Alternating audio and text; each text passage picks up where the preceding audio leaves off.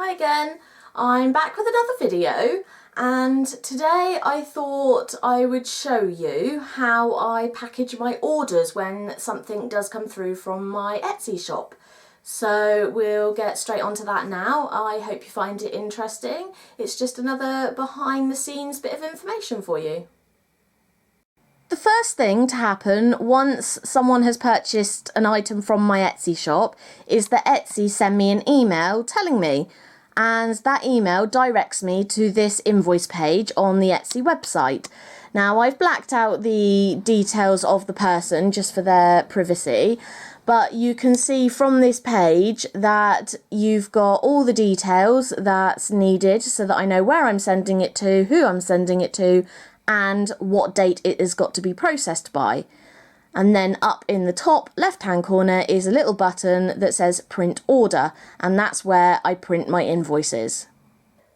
Once I've got the invoice printed off, I bring it here into the spare room where I've got my shop set up, and I find the item that the person has ordered. For this particular order, it's a cotton reel keyring, so that is in this tray. I then have to hunt through and find the one that's been ordered, which is that one. I always double check it and compare it with the picture on the order. Yep, that's the right one.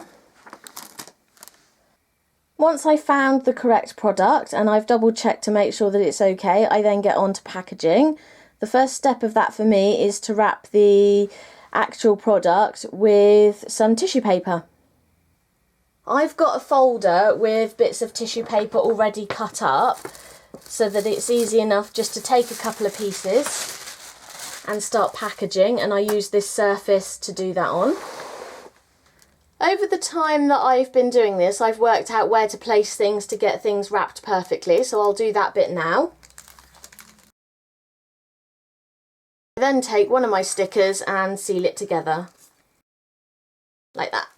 So this is how it looks on the internal package. It just makes it a little bit more special when they receive it in the post. I then come to my postal supplies drawer and packaging. I get myself a padded envelope.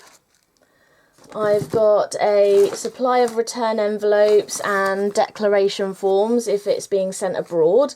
This one isn't, so I don't need to worry about that. I get myself one of my business cards because I add that into the package.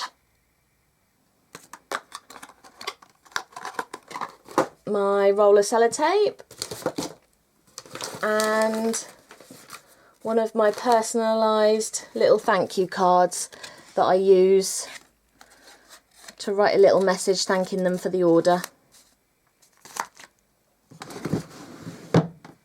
I always send a handwritten note just to say thank you, and this I've made up myself, and I'll do that now.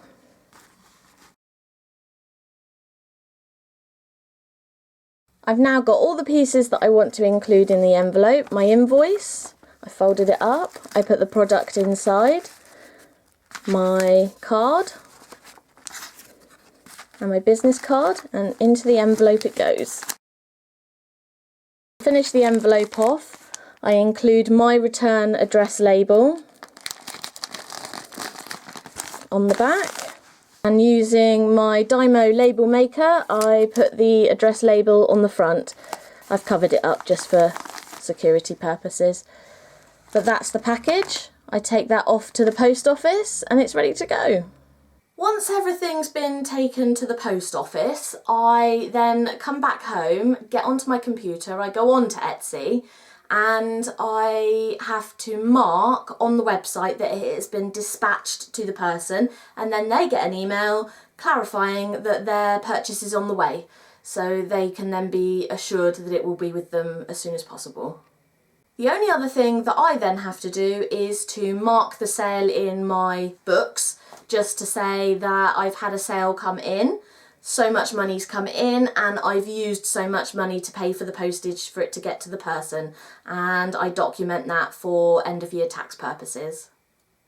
As I said, I hope you find that interesting. I kind of wanted to give you an idea of what I get up to behind the scenes, and one of those things is packaging orders, making sure that I get them out to customers on time, and I hope that gave you an insight into how that's done. I will be back with another update soon to show you what else I've been up to.